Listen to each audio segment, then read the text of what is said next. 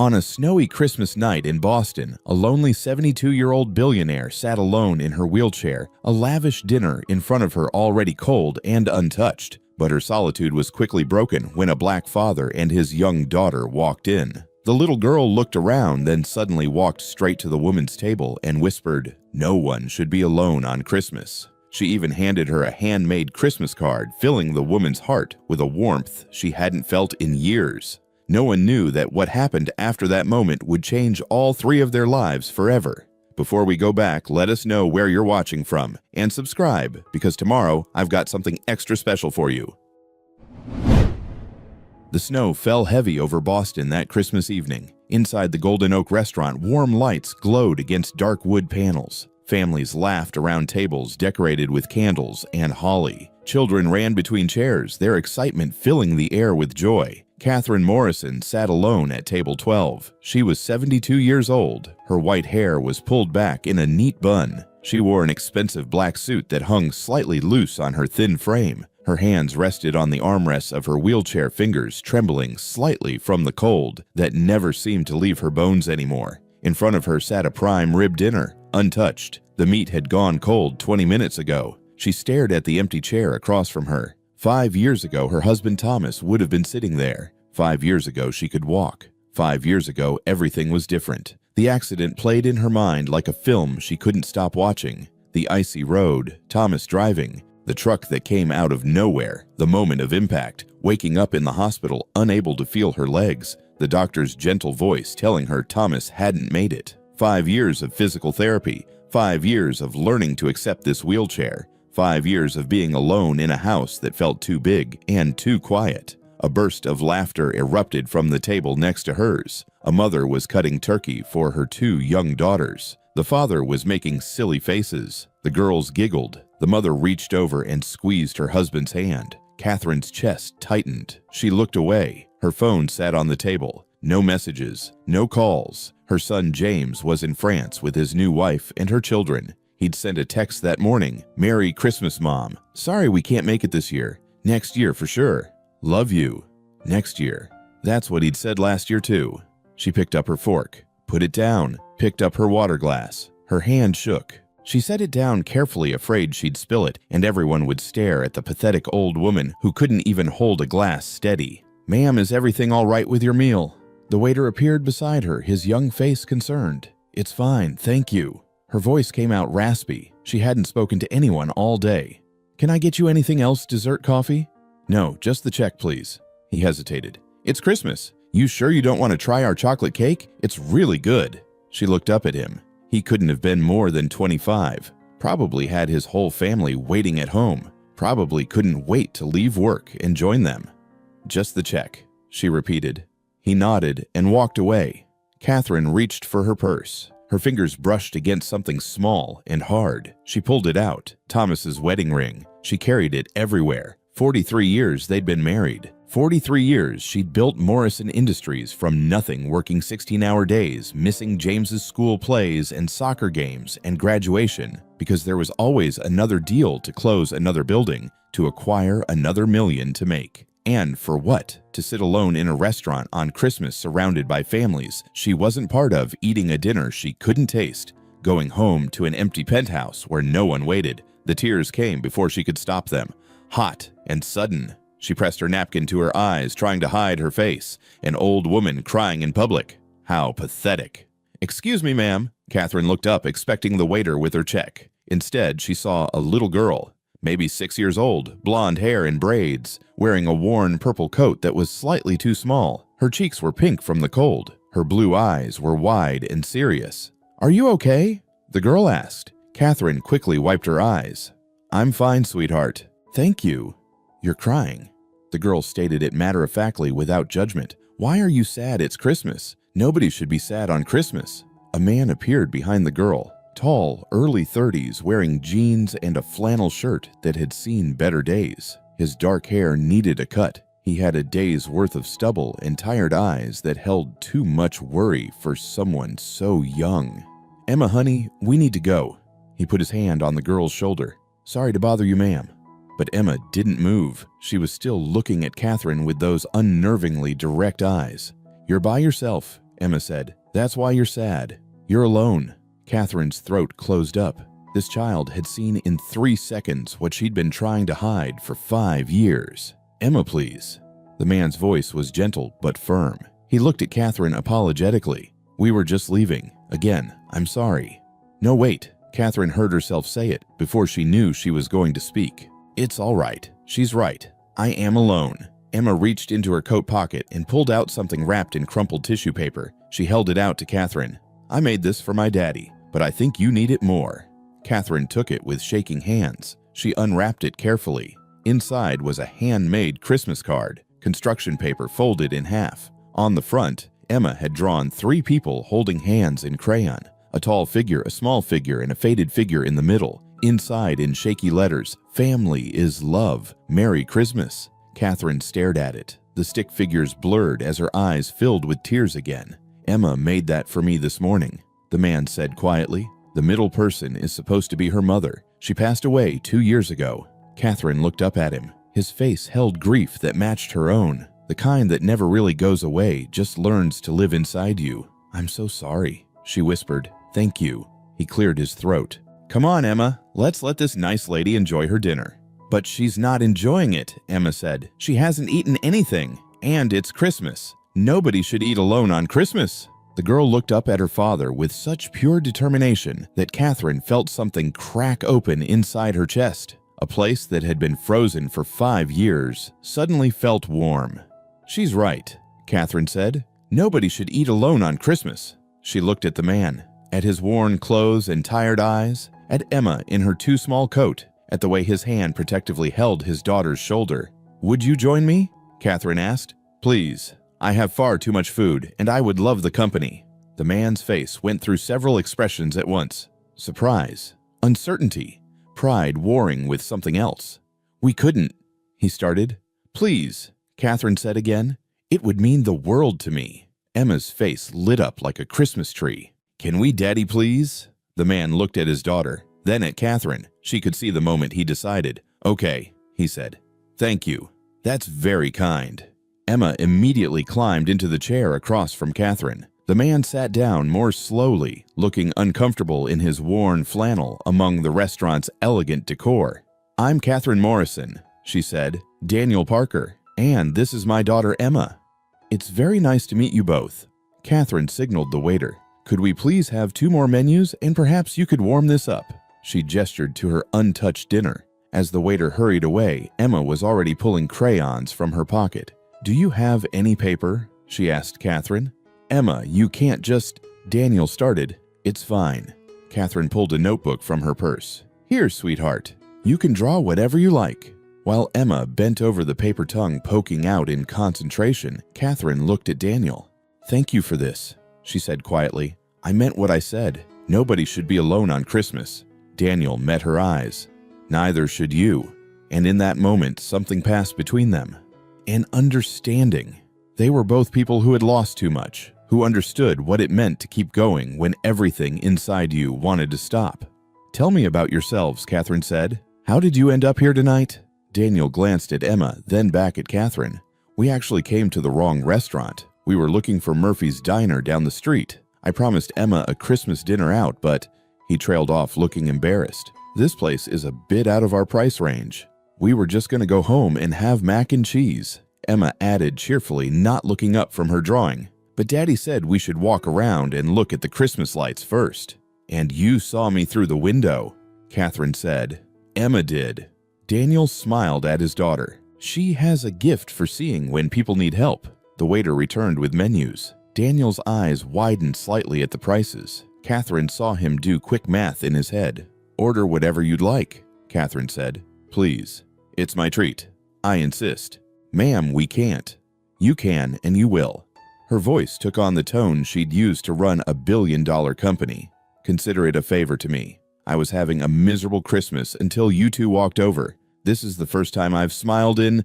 I can't remember how long. Daniel looked like he wanted to argue, but Emma was already pointing at the menu. Daddy, they have chicken fingers and French fries. Daniel sighed, but his eyes softened as he looked at his daughter. All right, chicken fingers it is. And for you, Catherine asked. Just a burger is fine. Thank you. They ordered, and as they waited for the food, Catherine asked more questions, not prying, just gentle curiosity. And Daniel slowly began to talk. He was a carpenter, self-employed, did custom woodwork furniture repair whatever jobs he could find. His wife, Sarah, had died of lung cancer 2 years ago. She'd been a teacher. They'd met in college, married young, had Emma right away. The medical bills were... He stopped, his jaw tightening. They were a lot. We'd just started paying them off when Sarah... He couldn't finish. Emma looked up from her drawing. She reached over and patted her father's hand. "It's okay, Daddy. Mommy's with the angels now. She's not sick anymore." Daniel's eyes were bright. He nodded, not trusting his voice. Catherine felt her own throat tighten. She understood that kind of loss, the kind that carved you hollow. "What about you?" Daniel asked after a moment, clearly wanting to change the subject. "Do you have family in Boston?" "I have a son, James. He's in France right now with his family." "That must be hard, being away from him on Christmas." Catherine chose her words carefully. "We're not as close as we should be. That's my fault. I spent his childhood building my business instead of being there for him. By the time I realized what I'd lost, he'd already moved on with his life." "It's never too late," Daniel said. "Maybe." Catherine looked at Emma, who was now drawing what appeared to be a Christmas tree. "You're doing it right, being there. That's what matters." "I'm trying." Daniel's voice was rough. "Some days are harder than others." The food arrived. Emma dug into her chicken fingers with the enthusiasm only a 6-year-old could muster. Daniel ate his burger slowly, like he was trying to make it last. Catherine watched them and felt something she hadn't felt in years. Not just warmth, not just less alone. She felt needed. This man and this little girl had walked into her life by accident, or maybe not accident. Maybe it was something else, something she'd stopped believing in years ago. "Emma," Catherine said, "would you like to help me with something?" Emma looked up, ketchup on her chin. "What?" "I'm not eating my vegetables. They're delicious, but there's too much for me. Would you help me finish them?" Emma wrinkled her nose. "They're green beans." "They're good for you," Daniel said automatically. "I'll make you a deal," Catherine said. "You eat 5 green beans, and I'll tell you a story about when I was a little girl on Christmas." Emma's eyes lit up. "Really? Really? Okay." Emma speared a green bean with her fork like it was a dangerous enemy. She ate it, made a face, then looked at Catherine expectantly. Story time. And so Catherine told her about growing up poor in South Boston, about her mother working 3 jobs, about the Christmas when she was 7 and thought there wouldn't be any presents, but her mother had secretly saved all year to buy her a single doll. "I still have that doll," Catherine said softly, "in my bedroom. I've kept it for 65 years. "Because it reminds you your mommy loved you," Emma said. "Yes, that's exactly right." Emma ate another green bean without being asked. They talked through dinner. Catherine found herself sharing things she hadn't spoken about in years. About Thomas, about building Morrison Industries from a single rental property to an empire, about the accident, about the wheelchair and the long, painful recovery that never quite brought her all the way back. Daniel shared, too, about Sarah's diagnosis, the year of treatments that didn't work, the night she died holding his hand while Emma slept in the chair next to the hospital bed. "I didn't know how I was going to keep going," he said quietly. "But then Emma woke up and asked me if we could have pancakes for breakfast. And I realized life just keeps going, even when you think it can't. Even when you don't want it to," Catherine added. "Yeah." They sat in silence for a moment, not uncomfortable. Just 2 people who understood. "Can I tell you something?" Emma said suddenly. "Of course, sweetheart. You remind me of my grandma. She died before I was born, but Daddy shows me pictures. You have the same kind eyes." Catherine's vision blurred. She reached across the table and took Emma's small hand in her wrinkled one. "That's the nicest thing anyone has said to me in a very long time." Emma smiled. Then, without warning, she started to sing.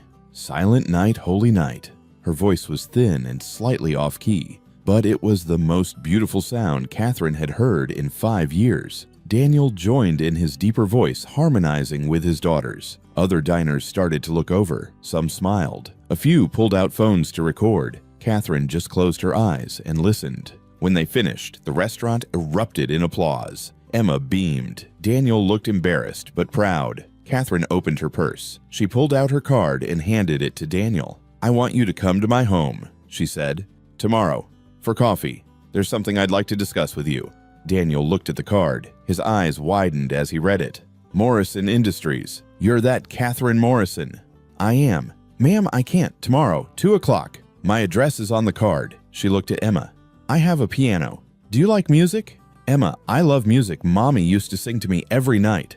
Then you can play my piano while your father and I talk. Please, Daniel, just coffee and a conversation. Daniel looked at his daughter, at the card, at Catherine. Okay, he said finally. Tomorrow at 2. Catherine smiled. For the first time in 5 years, she had something to look forward to. As they stood to leave, Emma threw her arms around Catherine's neck. Merry Christmas, Grandma Kathy, she whispered. Catherine held her tight, breathing in the smell of strawberry shampoo and childhood innocence. Merry Christmas, sweetheart. She watched them leave, Daniel holding Emma's hand, Emma skipping beside him. Two people who had saved Christmas for a lonely old woman who thought she had nothing left to live for. Catherine looked down at the card Emma had given her, the stick figures holding hands. Family is love. Yes, Catherine thought. Yes, it is. Catherine didn't sleep that night. She sat in her penthouse apartment 20 floors above Boston and stared out at the city lights through the falling snow. Her mind wouldn't stop moving.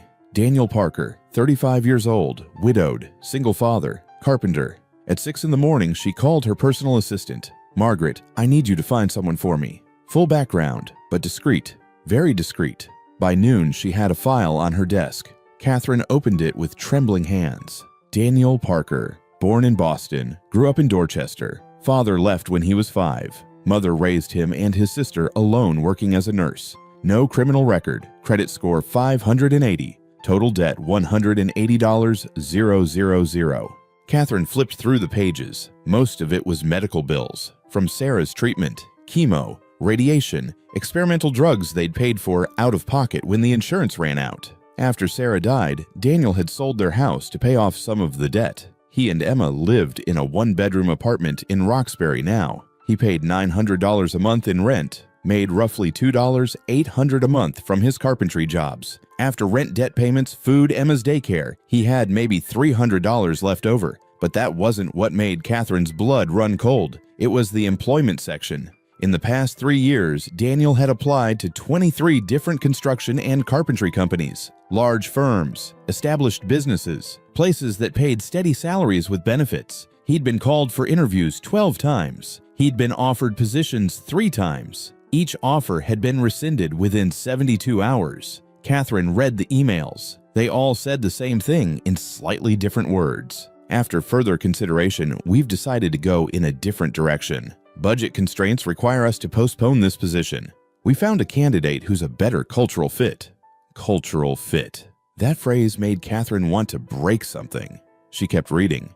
Daniel had stellar references, a portfolio that showed incredible skill. He'd done restoration work on historic homes, built custom furniture that belonged in art galleries. One of his pieces had even been displayed in a local exhibition. But none of that mattered, because Daniel Parker didn't have a college degree. He'd learned his trade from his uncle working construction jobs since he was 16 to help his mother pay bills. He couldn't afford to take 4 years off to go to school. He had to work. And somehow, that made him not professional enough for these companies. Catherine looked at a photo in the file. Daniel and Sarah on their wedding day. They looked so young, so happy. They had no idea what was coming. She thought about Daniel pushing Emma on a swing, making her breakfast, helping with homework, working 12-hour days and coming home exhausted to tuck his daughter into bed, carrying the weight of $180,000 in debt he'd accumulated trying to save his wife's life, and being told again and again that he wasn't good enough. Catherine closed the file. She picked up her phone and called the head of Morrison Industries Development Division. George, I'm starting a new department, historic preservation and custom restoration. I want to integrate craftsmanship into our buildings. Real work, not the mass-produced garbage we've been using. George sounded confused. Catherine, that's going to be expensive. The board works for me. Get them together for a meeting on Friday. I'm making some changes. She hung up before he could respond. Then she wheeled herself to her closet and pulled out a box she hadn't opened in 5 years. Inside were Thomas's things, his watch, his reading glasses, a photo album. She opened the album, page after page of memories. Their wedding, James as a baby, family vacations she'd cut short for business trips. Thomas's smile getting tighter in each photo as the years went on. There was one photo near the end, James's high school graduation. Catherine wasn't in it. She'd been in Chicago closing a deal. Thomas and James stood together, neither one smiling. That was the beginning of the end. The moment her family stopped waiting for her to show up. Thomas had asked for a divorce 2 years after that photo. She'd talked him out of it, promised to change, to work less, to be present. She'd meant it at the time. But 3 months later, she was back to 18-hour days, back to choosing board meetings over dinner, back to everything she'd promised to stop. Then came the accident, and Thomas was gone, and James had barely spoken to her since. "I failed you," Catherine whispered to the photo. "Both of you. I failed." But maybe she didn't have to keep failing. Maybe she could do something right for once. At 2 o'clock, the doorbell rang. Catherine wheeled to the door and opened it. Daniel stood there in clean jeans and a button-down shirt that was frayed at the collar. Emma wore a yellow dress and held her father's hand. "Come in," Catherine said. "Please." They stepped inside. Emma's eyes went huge. "Wow," she breathed. "It's like a castle." The penthouse took up the entire top floor. Floor-to-ceiling windows overlooked the city. Original art on the walls. A grand piano in the corner. Everything expensive. Everything perfect. Everything empty. "Emma, would you like to try the piano?" Catherine asked. Emma looked up at Daniel. "Can I?" "Of course. Just be gentle with the keys." Emma ran to the piano and began pressing keys at random, delighted by each sound. Catherine led Daniel to the sitting area. "Coffee?" "Yes, thank you." She'd had Margaret prepare everything. Fresh coffee, pastries, everything laid out on the glass table. They sat. Catherine in her wheelchair, Daniel on the edge of the couch looking like he might bolt at any moment. "I'm going to be direct," Catherine said. "I looked into your background." Daniel's face went carefully blank. "I see. I saw your work, your portfolio, your references. You're extraordinarily talented." "Thank you. I also saw that you've been turned down for 23 jobs." Daniel's jaw tightened. "Yeah, that's accurate." "Do you know why?" "Because I don't have a degree. Because I don't fit their culture. Because I have to ask for time off when Emma's sick. Because I'm not—" He stopped himself. "Because the system is designed to keep people like you out," Catherine finished. "People who learn their trade through experience instead of expensive schools. People who have family responsibilities. People who don't already have connections." Daniel said nothing. "I'm starting a new division at Morrison Industries. Historic preservation and custom restoration. I need someone to run it. Someone who understands craftsmanship. Someone who respects the history of buildings while making them functional for modern use." Daniel was shaking his head before she finished. "Mrs. Morrison." Catherine, I appreciate this, really, but I can't accept charity." "It's not charity. It's a job offer. You don't even know if I can do corporate work. I'm a carpenter. I work with my hands. I've never managed a department or dealt with budgets or—" "You've run your own business for 3 years. You manage your own finances. You've completed projects on time and under budget. You have skills these MBA graduates will never have because you learned by doing, not by sitting in a classroom." Catherine leaned forward. "I looked at your work, Daniel. Really looked at it. You're not just skilled. You're an artist. The restoration you did on that Victorian home in Beacon Hill, I saw the photos. You didn't just repair that staircase. You researched the original carpentry techniques. You found wood from the same era. You recreated moldings that hadn't existed in a century." Daniel's expression softened slightly. "That was one of my favorite projects. It shows. That's what I want. Someone who cares. Someone who sees buildings as more than just structures. Someone who understands that the work matters." "I still don't have a degree." "Neither did I when I started," Catherine smiled. "I took night classes for years while working full-time. Eventually got my bachelor's at 35. The degree didn't make me good at business. The work did." She pulled out a folder and handed it to him. "This is my offer. Director of Historic Preservation and Custom Restoration. Salary of $85,000 a year. Full health insurance. No more medical debt. Education fund for Emma. You'd have a team to manage. A budget. Real resources to do real work." Daniel opened the folder with shaking hands. He read in silence. This is too much. It's fair. Look at the market rate for similar positions. But you barely know me." "I know enough." Catherine's voice was firm. I know you showed up for a stranger on Christmas. I know you're raising your daughter alone while carrying debt that would crush most people. I know you've been rejected 23 times and you kept trying. That's character Daniel. That's what I hire for. What about a trial period? What if I'm not good at this? Then we'll figure it out together. But I don't think you'll fail.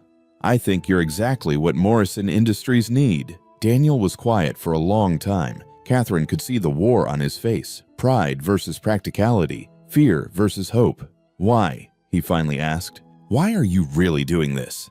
Catherine looked at Emma, still happily playing the piano across the room. Because last night your daughter told me nobody should be alone on Christmas. And she was right. She saw me. Really saw me. And you both stayed. You didn't have to, but you did. She met Daniel's eyes. I've spent 5 years alone. 5 years wishing I'd made different choices. Wishing I'd put people before profit. Wishing I'd been there for my son instead of always chasing the next deal. Her voice cracked. I can't get those years back, but maybe I can do something right now. Maybe I can give someone a fair chance when the world keeps slamming doors in his face. Maybe I can use what I built for something that actually matters. She reached out and took his hand. This isn't charity, Daniel. This is me trying to be better, trying to do what Thomas would have wanted, what my son needed me to do years ago. Daniel's eyes were wet. I don't know what to say. Say yes. Please. Emma appeared beside them, tugging on Daniel's sleeve. Daddy, why are you crying? Daniel pulled his daughter onto his lap. These are happy tears, sweetheart. Emma looked at Catherine. Did you make Daddy happy? I hope so. Emma threw her arms around Catherine's neck. Thank you for being nice to us. Catherine held her breathing in that strawberry shampoo smell again. This child who had walked into her life and changed everything. No, sweetheart, thank you. Daniel wiped his eyes. He looked at the folder again, then at Catherine. Okay? He said. Yes, I'll do it. But I have one condition. What's that? I want to earn this. Really earn it. If I mess up, if I can't do the job, you have to tell me. Don't keep me on out of pity. Deal. But you won't mess up. How do you know? Catherine smiled. Because you care. That's half the battle right there. They talked for another hour. About the position. About Emma's schooling. About the historic buildings Morrison Industries owned that needed restoration. When they finally stood to leave, Daniel hesitated. Catherine, I still don't understand why you're doing this. The real reason. Catherine looked at him for a long moment. Because 72 years is too long to realize that money can't buy back time. That success means nothing if you have no one to share it with. That I spent my whole life building an empire and forgot to build a family. She gestured around the empty penthouse. All of this, it means nothing. But last night, sitting with you and Emma talking and laughing and feeling connected to something again, that meant everything. Daniel nodded slowly. I understand. Do you? Yeah. After Sarah died, I realized the same thing. None of the things we owned mattered. The only thing that mattered was the time we'd had together, and I'd give everything I own for just one more hour with her. They stood in silence, two people who'd learned the same hard lesson from different kinds of loss. Start Monday, Catherine said. Come to the office, I'll introduce you to the team. Monday, Daniel smiled. I'll be there. As they left, Catherine watched from her window. She saw Daniel kneel down to Emma's level on the sidewalk, saw him hug her tight, saw Emma jump up and down with excitement. Catherine put her hand on the cold glass. Watch this, Thomas, she whispered. I'm going to do it right this time. Monday morning, 8:45 a.m., Morrison Industries headquarters. Daniel stood outside the glass building and tried to calm his racing heart. He wore his only suit, the same one he'd worn to Sarah's funeral. It still fit barely. Emma had kissed him goodbye that morning. You're gonna be great, Daddy. Grandma Kathy picked you because you're the best. He hoped she was right. Inside the lobby was all marble and chrome. People in expensive suits walked past with briefcases and important expressions. Nobody looked at him. He took the elevator to the 15th floor. Executive offices. Catherine was waiting when the doors opened. Not in her wheelchair today. She stood with a cane, though he could see the effort it took. Daniel, good morning. Catherine, you're standing. Some days are better than others. Today is a good day. She smiled. Come, let me introduce you to the team. She led him down a hallway. Her cane tapped against the floor with each step. They stopped at a conference room. Inside, 6 people sat around a long table. They all looked up when Catherine and Daniel entered. "Everyone, this is Daniel Parker. He'll be heading our new Historic Preservation and Custom Restoration Division." Silence. A man at the head of the table spoke first.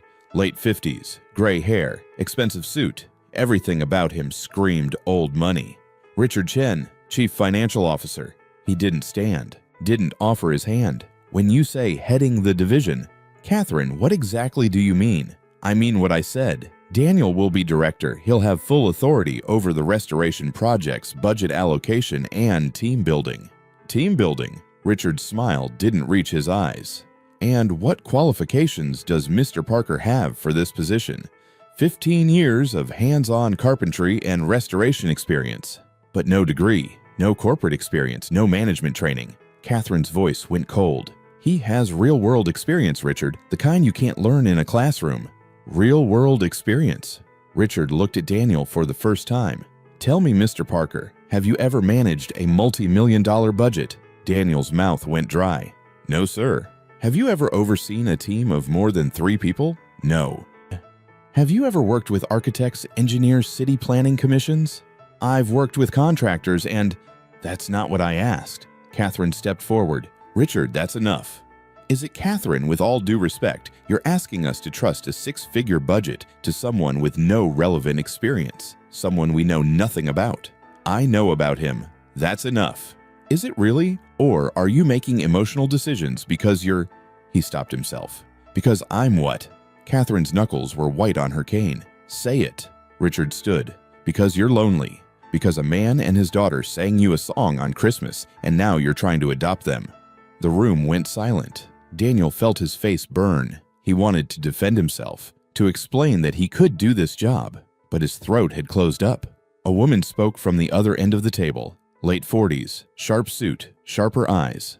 Margaret Sullivan, head of development. She looked at Daniel. "Do you even know what this job entails?" Catherine explained. "Let me be more specific. You'll be managing projects worth millions of dollars. One mistake could cost the company, could cost jobs. Can you handle that pressure?" I think so." "You think so?" Richard laughed. "That's reassuring." "Stop it." Catherine's voice cracked like a whip. "All of you, this meeting is over." "Catherine," Margaret started, "out. Now." They filed out slowly. Richard paused at the door. "You're making a mistake. The board won't approve this." "The board works for me." "For how long?" Richard's voice was quiet.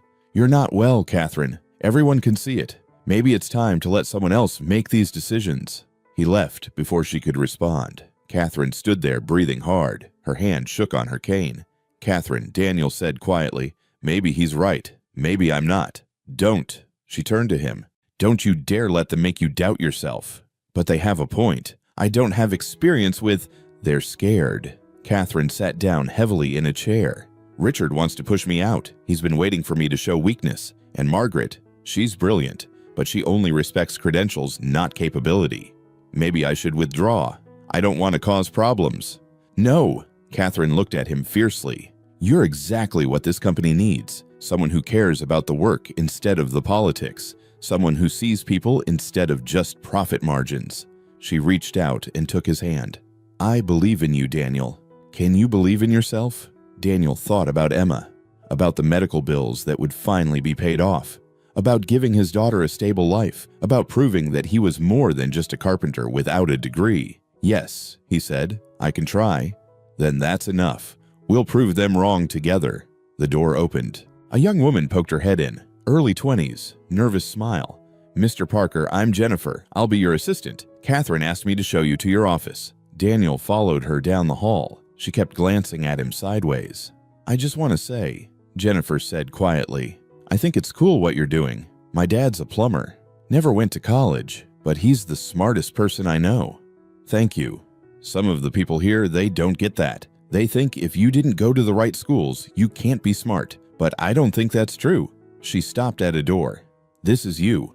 Daniel stepped inside. Corner office, big windows, a desk twice the size of his apartment's kitchen table. "I'll be right outside if you need anything," Jennifer said. When she left, Daniel stood in the middle of the empty office and felt panic rising in his chest. What was he doing here? He was a carpenter. He fixed broken cabinets and built bookshelves. He didn't belong in a corner office with a view of the city. His phone buzzed. A text from Emma. "Love you, Daddy. You're the best. Grandma Kathy said she believes in you, and so do I." Daniel smiled. He texted back, "Love you too, sweetheart. See you tonight." He could do this. He had to. For Emma, for Catherine, for everyone who'd ever been told they weren't good enough. He sat down at the desk and opened the file Catherine had left for him. First Project Morrison Building Restoration, the original headquarters building from 1892, sitting empty for 10 years. Structural damage, historical significance, budget $2.4 million. Daniel pulled out his notebook and started making notes. He'd prove them wrong. All of them. 3 days later, Daniel presented his first proposal to the board. He'd worked 16-hour days, researched everything about the Morrison building, talked to historians, studied old blueprints, created a restoration plan that honored the building's history while making it accessible and functional for modern use. Now, he stood at the front of the boardroom with his laptop and a stack of papers facing 12 people who didn't want him there. Catherine sat at the head of the table, her wheelchair positioned where everyone could see her. "Mr. Parker," Richard said, "please proceed." Daniel's hands were sweating. He wiped them on his pants and began. The Morrison building was constructed in 1892 using traditional brick and timber frame construction. It's one of the few remaining examples of Richardsonian Romanesque architecture in Boston. His voice shook. He cleared his throat and continued. "The building's been empty for 10 years because previous proposals focused on gutting the interior and starting over, but that erases history. That's not restoration, that's destruction." He pulled up his first slide. "I'm proposing we preserve the original structure while integrating modern systems. Here's how." "Mr. Parker," Richard interrupted. "What's your timeline?" 8 months for 8 months. Richard laughed. "The last estimate was 18 months. The last estimate involved complete demolition and rebuild. This is restoration, different process. And the budget? $2.4 million, same as approved. How can you possibly know that? Have you worked on projects this size before?" Daniel felt heat rising in his face. "No, but I've consulted with engineers and contractors who have. These numbers are realistic." Margaret spoke up. "What about permits? Historic preservation requires approval from multiple commissions. Have you factored in those delays?" "Yes, I've already started the application process." "Without board approval?" Her eyebrows rose. "That's presumptuous. I was trying to save time. Or you don't understand corporate protocols." Catherine's cane tapped the floor. "Let him finish." Daniel continued, but he could feel the resistance in the room. They weren't listening to his ideas. They were looking for reasons to say no. When he finished, there was silence. Then Richard spoke. "This is amateur work. No offense, Mr. Parker, but you're in over your head." "I disagree," Catherine said firmly. "Of course you do, but the rest of us can see reality." Richard looked around the table. "I move that we table this project until Mr. Parker gets more training, perhaps working under Margaret for 6 months." "No," Catherine's voice was steel.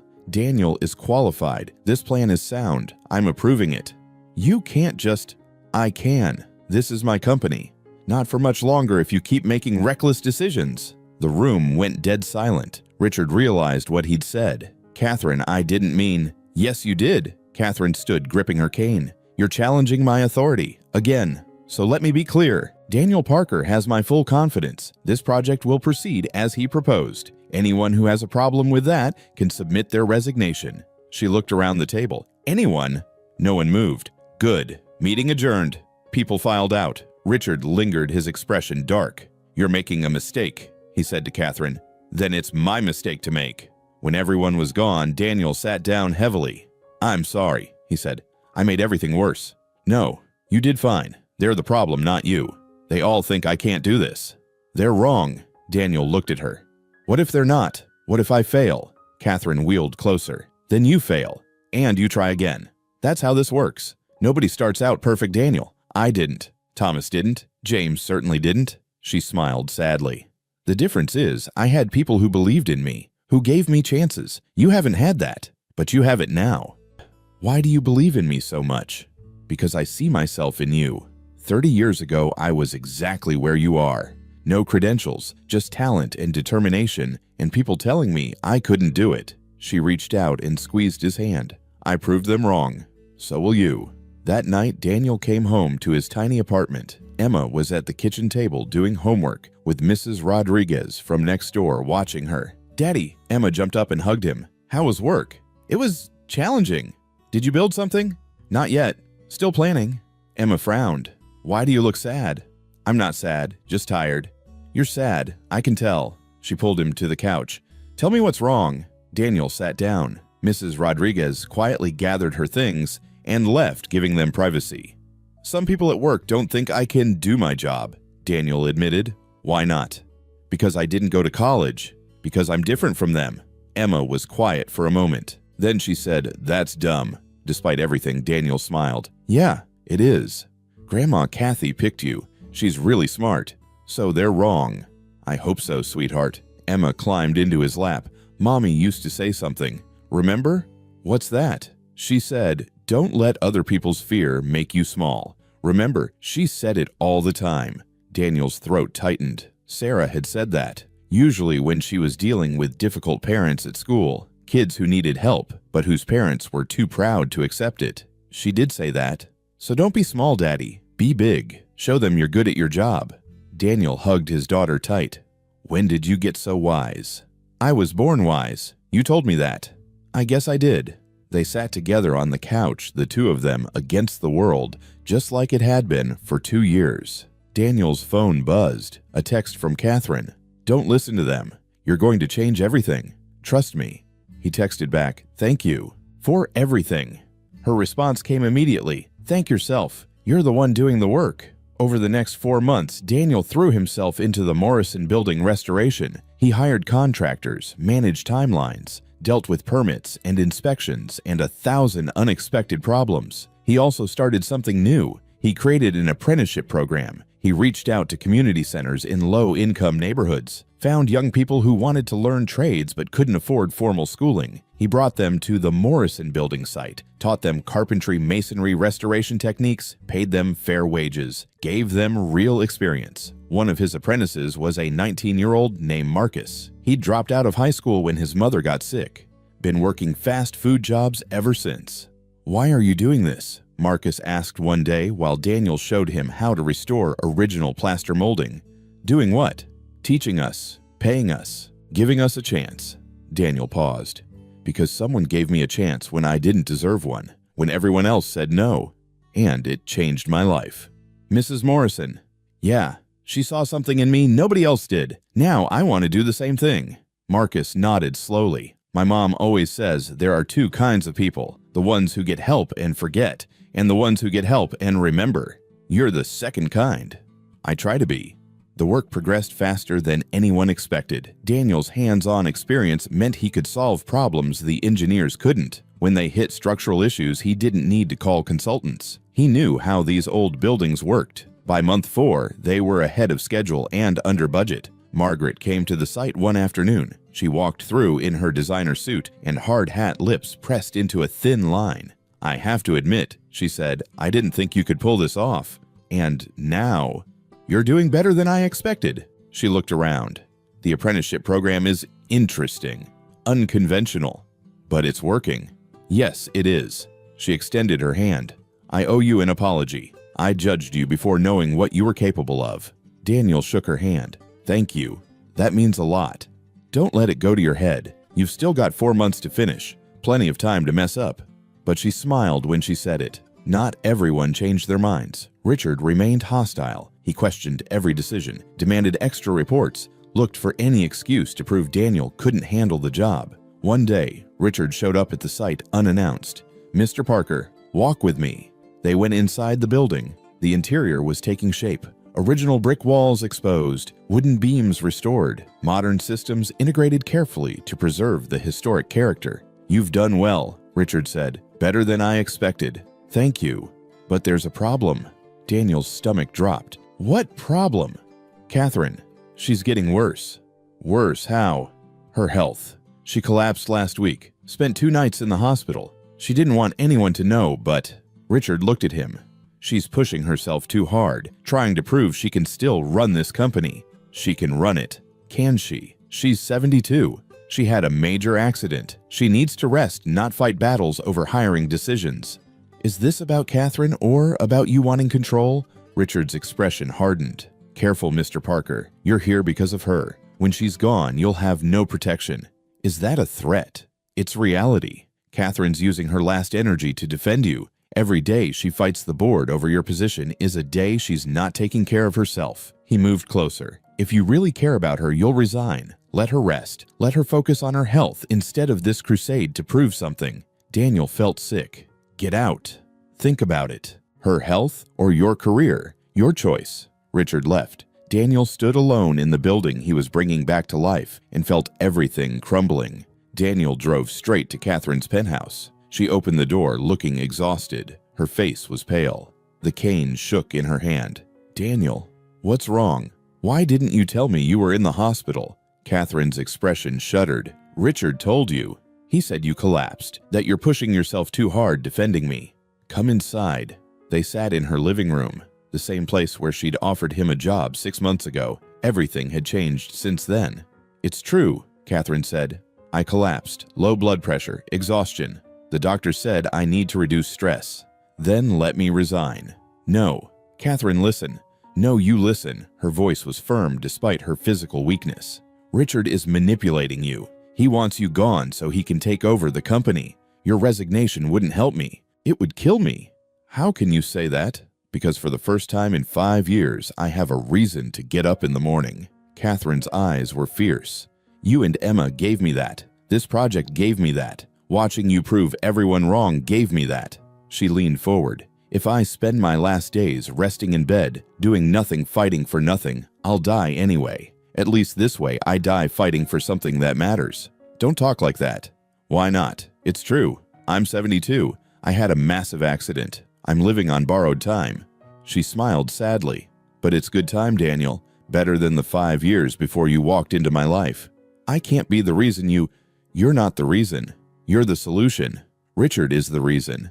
The board's resistance is the reason. People who can't accept change are the reason. She took his hand. Don't let them win. Please. Daniel sat in silence, torn between protecting Catherine and protecting himself. What if I'm not worth it? He finally said. What if you're sacrificing your health for someone who's going to fail anyway? You won't fail. You don't know that. Yes, I do, because I've watched you for 6 months. I've seen you work 16-hour days. I've seen you mentor those apprentices with more patience than anyone on my staff shows their direct reports. I've seen you solve problems that engineers with PhDs couldn't figure out. She squeezed his hand. You're not going to fail, Daniel. You're going to succeed, and you're going to change this industry. You're going to show everyone that talent comes from hard work and passion, not from expensive degrees. And if you die doing this, Catherine was quiet for a long moment. Then I die happy, fighting for something real, with people I care about. That's more than I've had in a very long time. Daniel's phone rang. Emma's daycare. Mr. Parker, Emma's running a fever. Can you pick her up? I'll be right there. Oh, he stood. I have to go. Of course. Is Emma okay? Just a fever. She'll be fine. Catherine stood too, using her cane. Daniel, think about what I said. Please don't resign. Don't let Richard win. I'll think about it. He picked up Emma and took her home. She was burning up. 102 degrees. He gave her medicine, put her to bed, sat beside her holding a cold cloth to her forehead. Daddy, she mumbled. Tell me about Mommy. What do you want to know, sweetheart? Was she brave? The bravest person I ever knew. Even when she was sick. Daniel's throat tightened, especially when she was sick. Emma's fevered eyes looked up at him. Grandma Kathy's sick too. Is she brave? Yes, very brave. Then you have to be brave too, like them. I'm trying, baby. Try harder. Emma's eyes drifted closed. Mommy would want you to be brave. Daniel sat there all night watching his daughter sleep, thinking about courage and sacrifice and what it meant to fight for something bigger than yourself. By morning, Emma's fever had broken. She woke up demanding pancakes. Daniel made breakfast, got her ready for school, and made a decision. He called Catherine. I'm not resigning. He heard her exhale with relief. Thank you.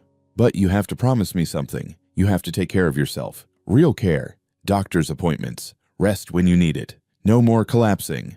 Deal. And Catherine, I'm going to finish this building. I'm going to make it perfect. For you. For us, she corrected. We're a team. Yeah, we are.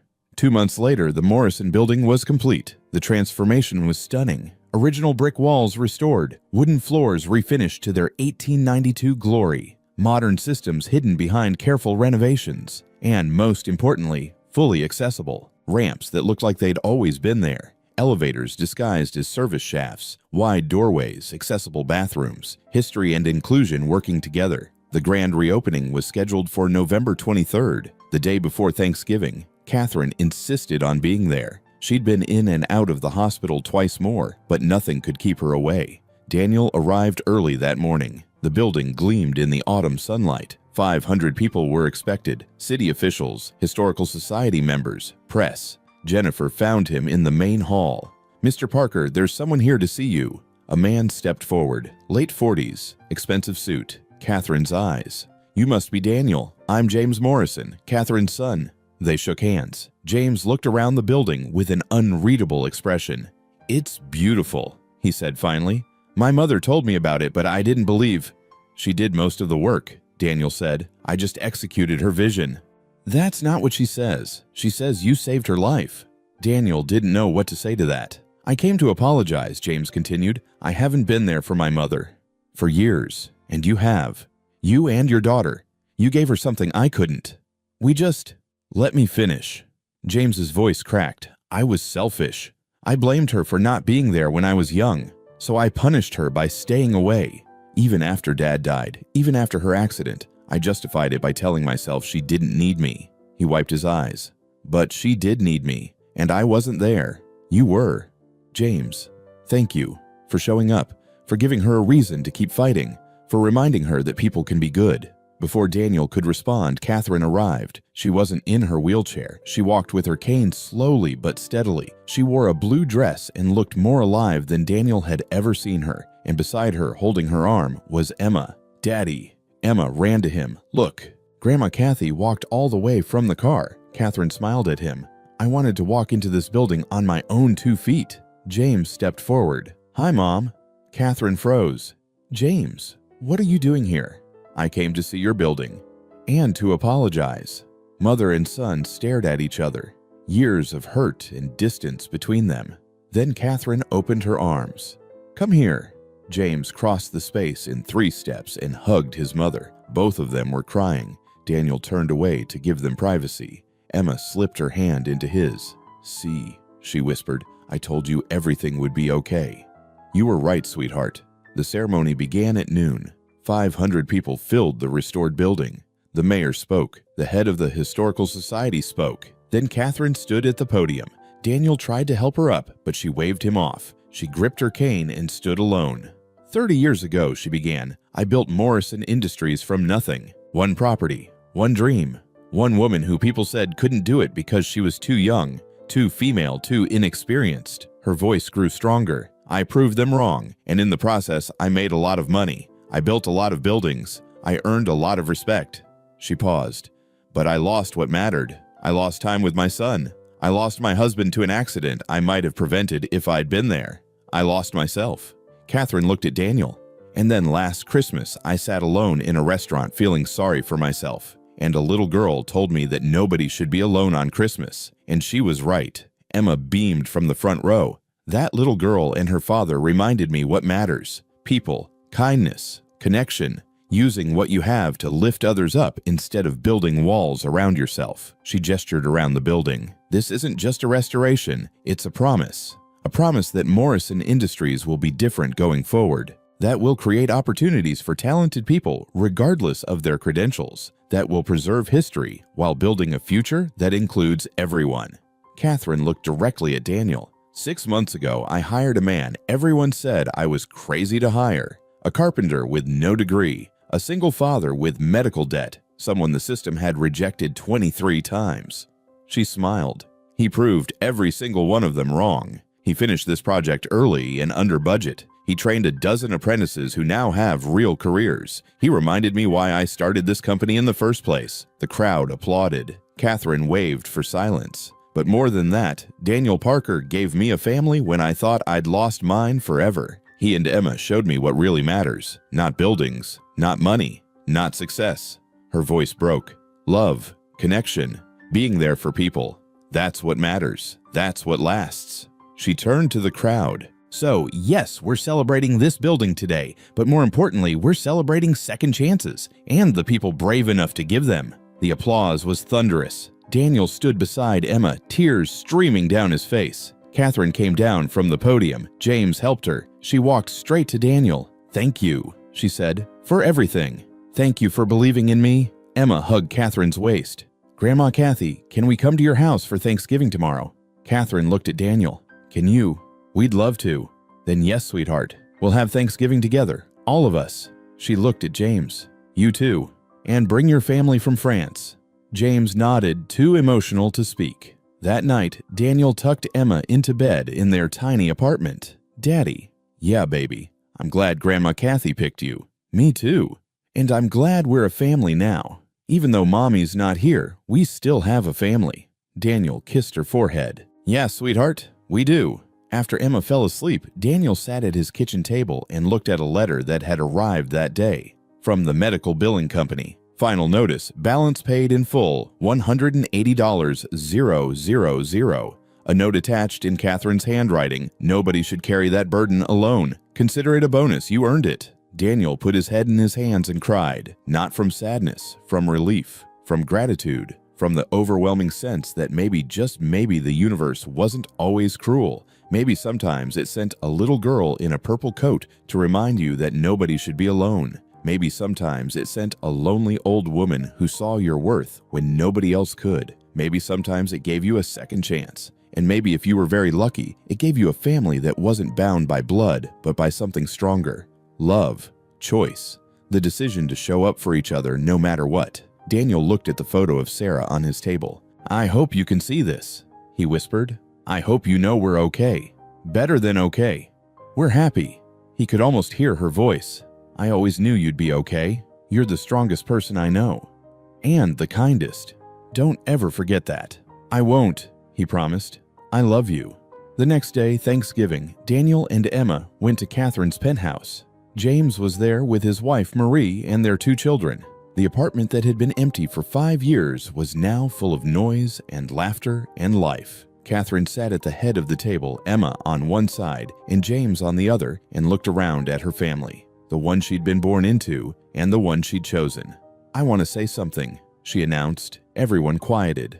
"Last Christmas, I thought my life was over. I was alone, in pain, ready to give up." She looked at Emma and Daniel, and then 2 people walked into a restaurant and changed everything. She raised her glass. "To second chances, to new beginnings, to families we choose, and to the courage it takes to show up for each other even when the world tells us we can't." "To second chances," everyone echoed. They ate, they laughed, they shared stories. Emma taught James's children how to play the piano. Daniel and Marie talked about teaching and learning and the importance of giving kids hope. And Catherine sat in her wheelchair, no longer fighting to stand, just being present, and felt more whole than she had in decades. As the evening wound down, Emma climbed into Catherine's lap. "Grandma Kathy, yes, sweetheart, will you be here next Christmas?" The room went quiet. Catherine hugged Emma tight. "I'll fight to be here, I promise." "Good, because I love you. I love you too, my darling girl." After everyone left, Catherine sat alone in her apartment, but it didn't feel empty anymore. It felt full of love, full of memories being made, full of promise. She picked up the phone and called Daniel. "Thank you," she said when he answered. "For what?"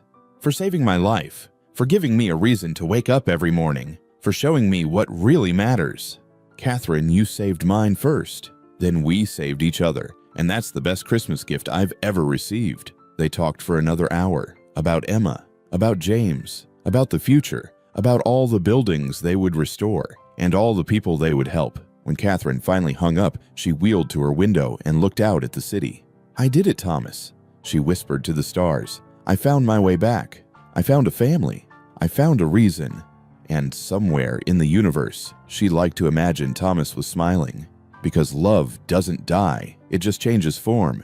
It becomes the courage to try again, the willingness to open your heart to strangers, the decision to show up even when everything hurts. It becomes a little girl in a purple coat singing off-key in a restaurant, a carpenter with kind eyes and capable hands, a lonely old woman who finally learned that money can't buy what matters, but love can heal what's broken. And on Christmas morning, 1 year later, they all gathered again in Catherine's penthouse. Catherine was weaker now. The cancer they'd found in March was winning. But she was happy. Emma opened presents. James made coffee. Daniel helped Catherine to her chair by the window. "This is everything," Catherine said softly. "This moment, right here. This is everything." "Yes," Daniel agreed. "It is." Emma brought over a drawing. "I made this for you, Grandma Kathy." It was a family portrait, stick figures holding hands. 4 adults, 3 children, and in the middle, a woman in a wheelchair. "Family is love," Emma had written at the bottom. "Merry Christmas." Catherine held the picture to her chest and cried because she finally understood what she'd been searching for her entire life. Not success, not money, not buildings or empires or recognition, just this: love, family, connection, the courage to let people in, and the grace to accept that sometimes the family you need isn't the one you're born into. It's the one you choose, the one that chooses you back, the one that shows up on Christmas and reminds you that nobody should be alone, ever. Join us to share meaningful stories by hitting the like and subscribe buttons. Don't forget to turn on the notification bell to start your day with profound lessons and heartfelt empathy.